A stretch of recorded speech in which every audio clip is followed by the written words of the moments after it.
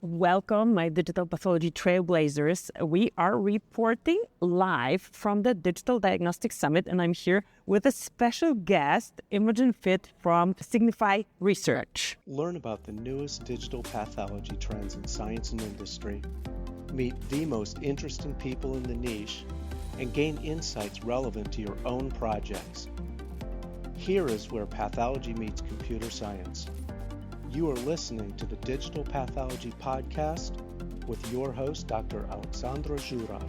We are in Park City. So before we go to the fun stuff that we did, and I'm not going to review yet what it is, because we did a super cool excursion, and maybe you've seen on LinkedIn, so it's not a mystery.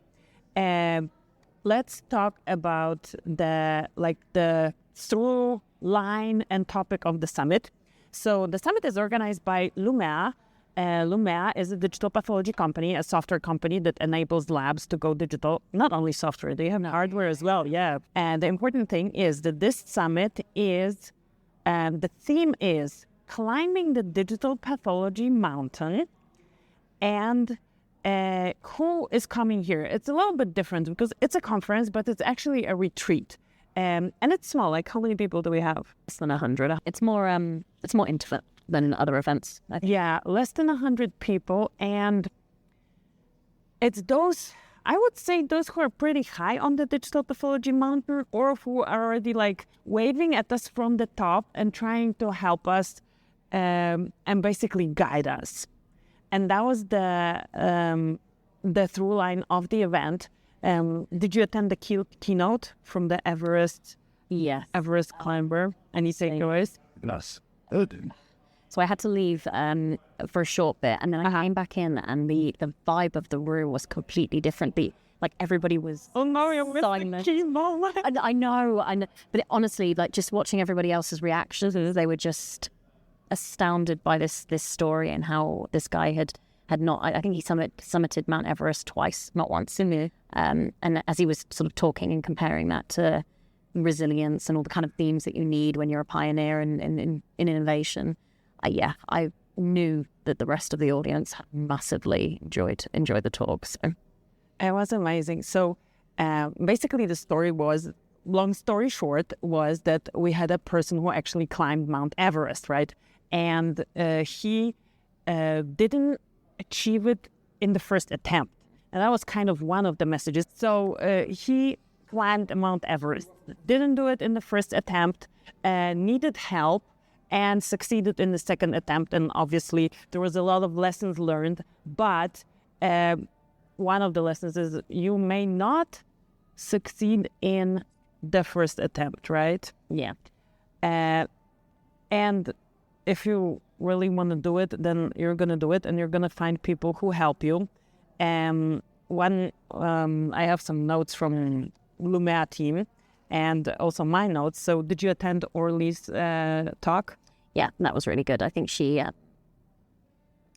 got notified that she'd be doing it the evening before. So. Oh, well, good. Well done. She kind of shared the sort of the story from MSK and some lessons that she'd learned, and some of the takeaways that I think the rest of us were kind of familiar with, but needed to hear again and again, because it's important to really drill down and not forget and about the real foundation that underpins digital pathology, rather than sort of moving on and saying, oh, something new, something exciting, those sorts of things. Yeah. It's always lovely to hear from Orly. And we're going to get to new, exciting, useful and useless about your panel, because Imogen was leading a panel. But so one of the things that she said that stayed with me was maybe you don't need to make it to the top on your own. Maybe you can just make it to the base camp and then find partners who are going to carry the torch is maybe not the good metaphor, because there's not enough oxygen to carry any torches. But basically, to continue the digital pathology journey, and you're still successful, because what it is, it's about gains for the providers and gains for the patients, right? So if you can achieve that by partnering, it's even better, right? You don't have to do it all alone. I mean, that was one of the topics that was picked up in the executive roundtable before the conference began, was that labs and vendors are not going to be good at everything, and it's important really to drive the industry forward is that collaboration between both pathologists and the vendors, but also as part of the healthcare systems that you're in as well. So radiology is a big theme that's come into it, but there's wider diagnostics. So one thing that was also important that was said by Wesley. He's a pathologist who runs lab practice and a managing director. Yeah, so he says that you need to own and know your workflow in and out, because vendors are going to collaborate. Vendors have like a piece of your solution, but they don't know what you need. You know what you need. So you need to communicate it well and also pick the tools that are going to help you.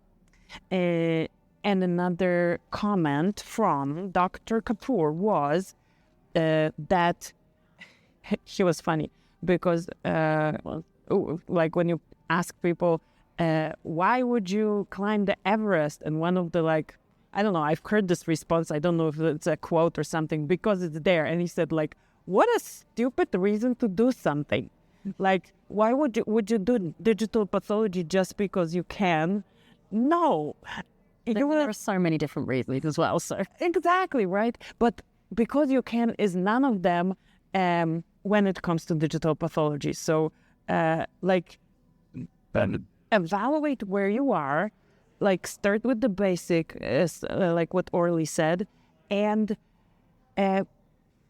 see, can you maybe partner? Do you need it at this moment? Which part of this solution do you need? And when you know that you need it, because it's going to make the life of the providers and the life of the patients better, then go embark on this journey and find everything you need, the right equipment.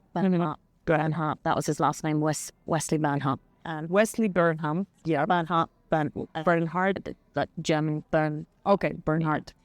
But one of his and Orly's, to be fair, key takeaways was that the journey to go digital is going to be individual practices, and you have to start out by figuring out, what's acceptable.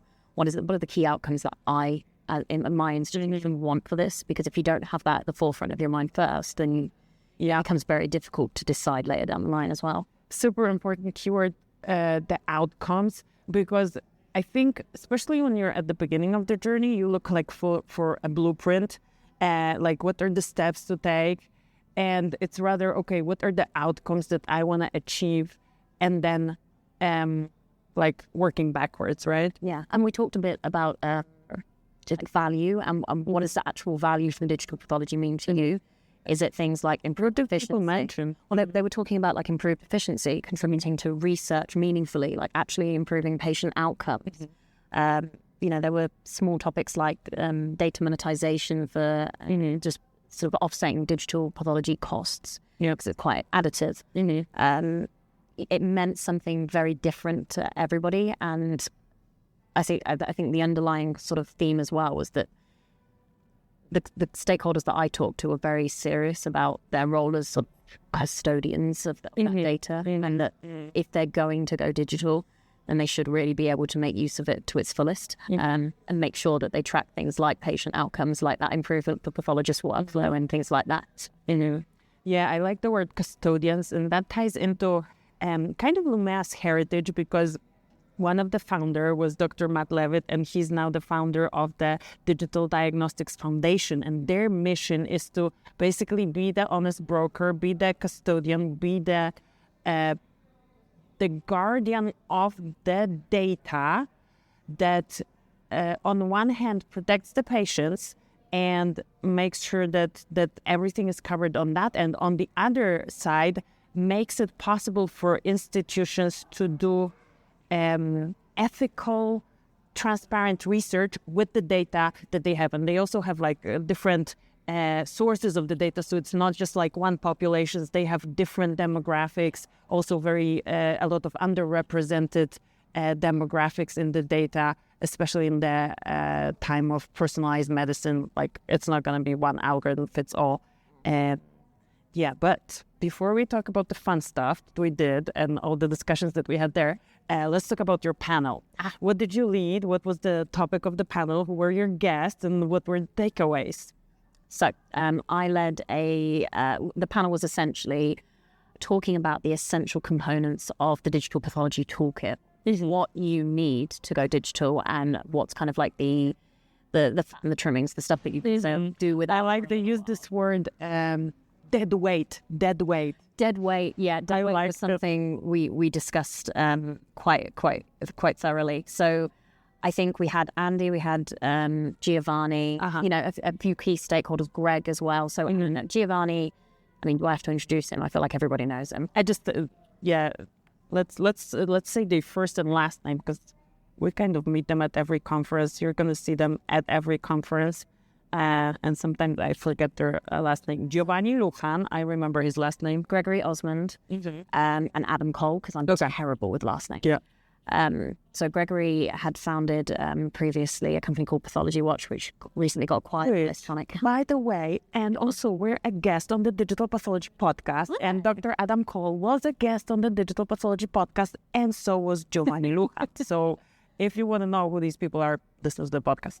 Yeah, as well. Go check them out. And so what we kind of discussed, we were like, what were your favorite tools going digital? What was it that really spun the needle in terms of making your life easier?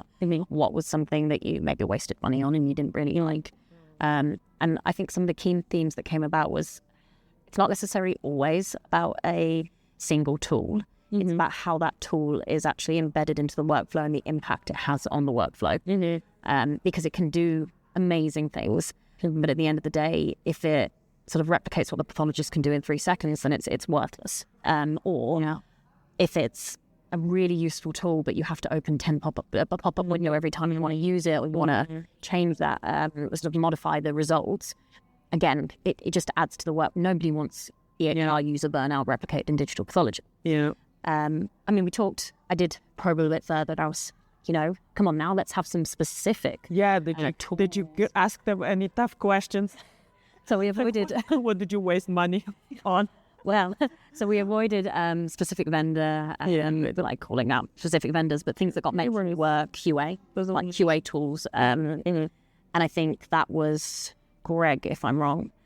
Greg had sort of spoken about how he found them really useful because demonstratively they caught the missing cases that, they added that kind of digital safety net underneath. So we had things about QA tools and, cell-counting software. Things that you kind of know, but it just saves your time to just not have to go sit there and go 1, 2, 3, 4, 5, 6, 7, 8. Those sorts of pieces were really, really useful. The conversation veered off a little bit as well towards the kind of the future of digital pathology AI, because AI is obviously a big focus when you think of digital pathology tools. And we started talking about digital companion diagnostics and personalized medicine and where that's going. Yeah, exactly, because this is something we were talking at the fun activity as well. And the fun activity was horse riding. So, there's going to be a lot of footage from horse riding. We went on the trail. It was fun. It was the best. Honestly, if you ever get a chance to visit Utah at this time of the year, the colors, I couldn't have expected it. And I didn't expect to be going up and downhill on a horse either. I'm really, really grateful to poor... was it Greg that held me and you had Slim? Yeah. And they were best friends. Yeah, our horses were best buddies. Yeah, basically we were just... Imogen was first, so when you look at the vlog later, she's going to be my main character in the vlog. She was like, you're back, basically. But yes, so we were riding horses, and so this is also another cool thing about the summit, that you have these excursions. So the day basically ends like at 12, right? We eat lunch, and then everybody goes to play together. And last year I went to ATVs. You weren't here last year alone. No, but you had a fun. So we had fun ATVs. I had my whole family, and this year I couldn't bring them all, but I came and I picked the horse riding. So I didn't regret it, did you? No, it was so beautiful because now the colors are so beautiful and the weather was just perfect excursion. But on this excursion, we were talking about digital diagnostics. Yeah, and you got to talk to everybody that went there. I felt like it was a lot easier to kind of just spend more time nurturing, essentially. Yeah, and it's a different environment, we go to a lot of conferences. You go to conferences. Yeah, you have like often the same people, and you do the same things. You like walk around the exhibit hall, lectures, and then you go for dinner. And this is just like taking you out of your comfort zone. And I think it just sparks different type of conversation when you're in a different environment. Well, I found out which other technology other than digital pathology got you excited. Oh, yeah. Because one thing was like, what is the most exciting thing in the health tech space? Health tech space. So tell what was yours, and then I will tell it.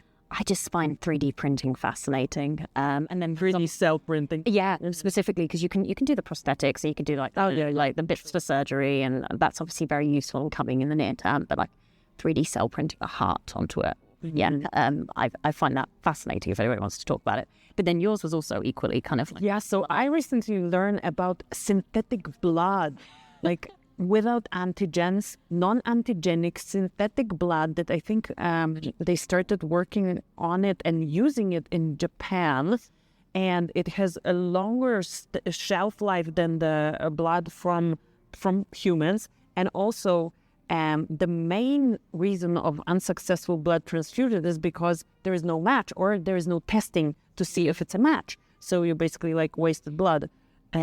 And then now they have the synthetic thing that looks like strawberry milk in a blood bag. I'm gonna explore a little bit deeper this topic because that was It was fascinating when you were talking about it. I'd love to learn more about that. I need to find the publication.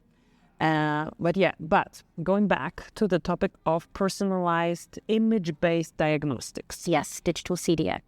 Digital CDX. So one of the CDXs that is kind of already famous since last year is the one discovered, I don't know what you call them. Developed, good word, developed by AstraZeneca. So they have a biomarker, image-based biomarker, IHC, for TROP2 or TORP2. We need to Google. I always forget what TROP2. So the interesting thing about this biomarker is not that it's like IHC on an image, like there are plenty of biomarkers like that, but that the predictive value of this thing is in the ratio between cytoplasmic and the membrane staining. So basically something that a human cannot calculate in their mind. So there's no human pathologist ground truth. There's not going to be a comparison to pathologist scoring. It's all based on comparison to outcomes, and this is how they guide clinical trial enrollment for that particular medicine that they have that targets this pathway and this biomarker. But I thought this was fascinating because it kind of takes us out of this space of pathologist is the ground truth, which I don't want to say that pathologists are not a good ground truth because we're doing our best always, but we're like limited by the physiology of our eyes, and definitely calculating ratio of intensities in cell is not something I would want to do visually.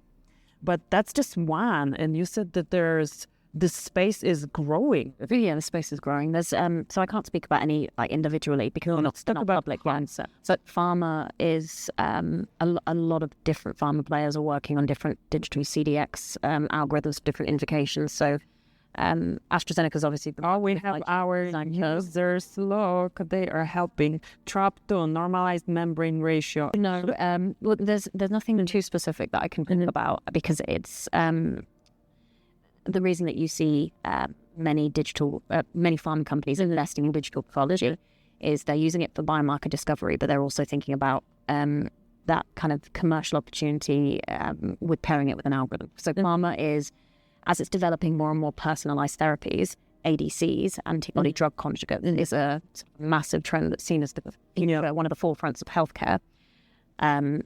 They are realizing that they are so fine-tuned to a specific population that they also need to be able to better identify who's going to be able to respond to those, and because not everybody will. And part of the digital pathology programs at Pharma is in identifying whether or not there's an image-based algorithm that can correctly identify candidates for these drugs that are going through. Now, there are lots and lots, probably hundreds of, and most vendors are either talking to Pharma or already working with something based on this.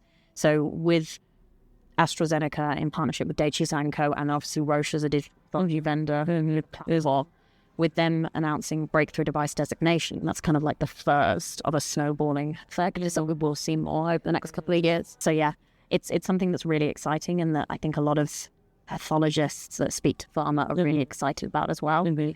There's so much about an image that you don't necessarily know, that you measure things like the spatial relationship between different characters and the different kind of features and phenotypes. There's things like spatial biology comes into it to a certain extent below plex. Obviously high plex is more of like an early stage kind of play at the minute, and probably will be for quite a long time. But it's something that if you're interested in, there's also low plex reading. Like when you think of scaling and commercializing, it's even when you do high plex for discovery and for identifying, you then want to like figure out how to distill it. It's so expensive that the data storage is even worse than digital pathology in general. So high plex isn't, then we're not thinking that that's going to come into the clinic, in the next 5 years. That's just not going to happen. Yeah. And also I don't think it needs to be a clinical tool unless there is something that's measurable of value that it adds. Exactly. So I see it very much as a discovery tool, but that's why you saw Hamamatsu recently get into. They announced a multi. I know Moxiplex, and I'm going to SITSI, and there's going to be a video about Moxiplex. Yes. And tomorrow there's going to be a video about. So it's not going to be live because it's kind of just closed door for the not members, for the participants of this summit. But we're going to be visiting a lab installation where Lumea has their installation, and Hamamatsu scanners are there as well. And there's going to be a video coming out, so stay tuned for that. What I wanted to address about the image biomarkers is because we had this discussion, like people think, it's going to now massively accelerate the drug development timeline. Yeah. And how I see it, I don't think so, because it's more of identifying new things, So I don't think that's going to accelerate the drug development timeline, but there's certain bits of it, like digital pathology, that's used in clinical trials to sort of aid the identification of digital. Let's do a shout out to Proscia and talk about what they did, because I thought that was an interesting, creating this hub. So I encourage you to go to the press release. But Proscia's recently announced Aperture, which is essentially something that they've launched to enable and facilitate better patient enrollment, clinical trials, but also sort of better sort of measurement and quantification of biomarker studies when they're available. So Proscia serves both pharma, life sciences, and clinical players, and they're looking at bridging that gap between the two. Pharma's always looking for more clinical data. To supplement what exactly it is that they're doing. And Proscia has launched Aperture as a way to provide added benefit to clinical users as well, because if you sort of enroll patients in a clinical trial, you get some revenue from that. So as opposed to digital pathology costing, this is something that provides a little bit of value back for those that choose to adopt and make use of it, essentially. I do find it exciting. It's an exciting concept. It's kind of a logical concept, right? So they're an image management system, like at the core. And then they have a lot more in this, pretty powerful. So on the clinical side, the diagnosticians are basically using it to review cases.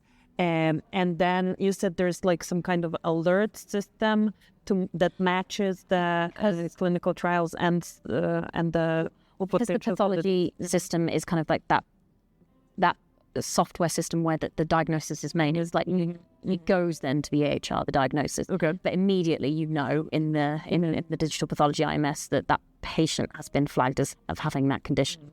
So at that point, Proscia's software enables, if it's been sort of flagged and turned on, the notification if that patient already is, qualifies for a study, of the life sciences to the life sciences provider and to the provider of the healthcare without sharing anything that's patient identifiable. But basically, like pinging. Yeah, and pinging and saying, hey, did you know that this might be useful if you wanted?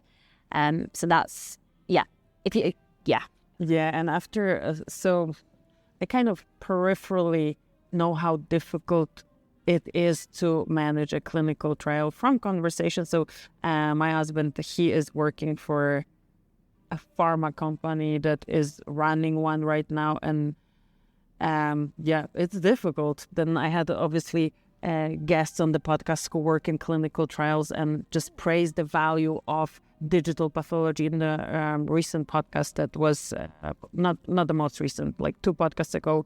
Monica Lamba Saini and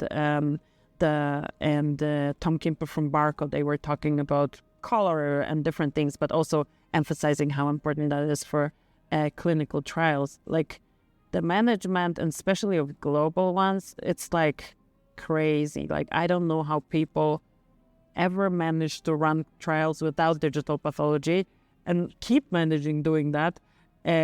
Like to me, it's like the most logical application. It's not mainstream yet, unfortunately.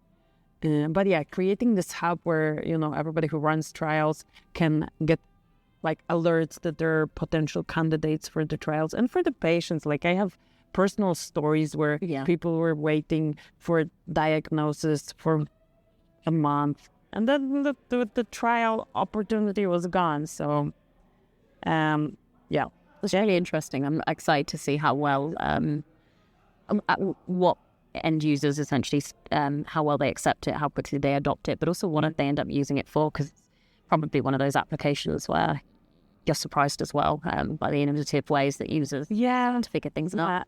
I think so. So yeah, basically climbing the Digital Pathology Mountain.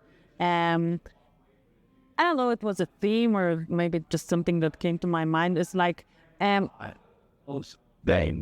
people are making noise. They're having fun. They're having fun. No, we're almost done, guys. Don't go yet. One last sentence is that and this environment is so intimate because it's so few people and you do like these different things, and you meet people who have already like achieved what many institutions are striving for, and you meet them in an environment where you have you don't only see them on stage and you think, oh, this is the highly recognized expert and let me read his papers. You basically can talk to them and see how open and how willing they are to help anybody who's starting.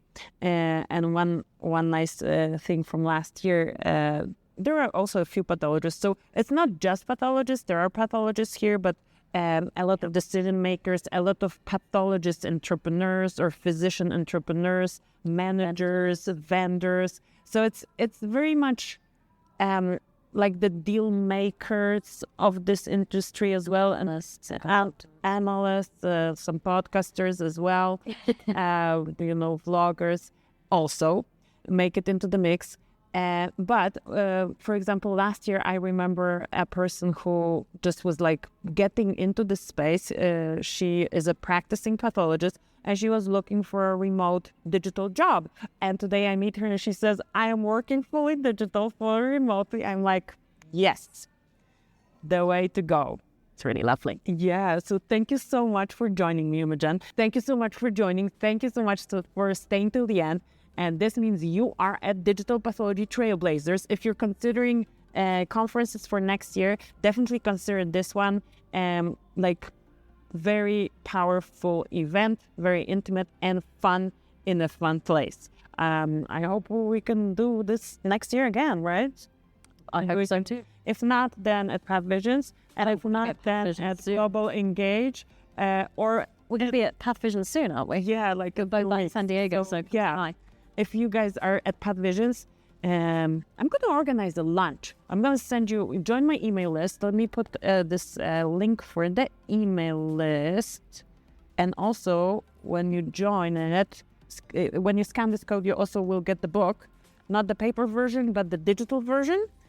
and you're going to be on my email list, and then I'm going to let you know if you're going to Path Visions, when is lunch, and I'm definitely inviting Imogen for lunch. So see you there. Thank you. Bye. Talk to you in the next episode.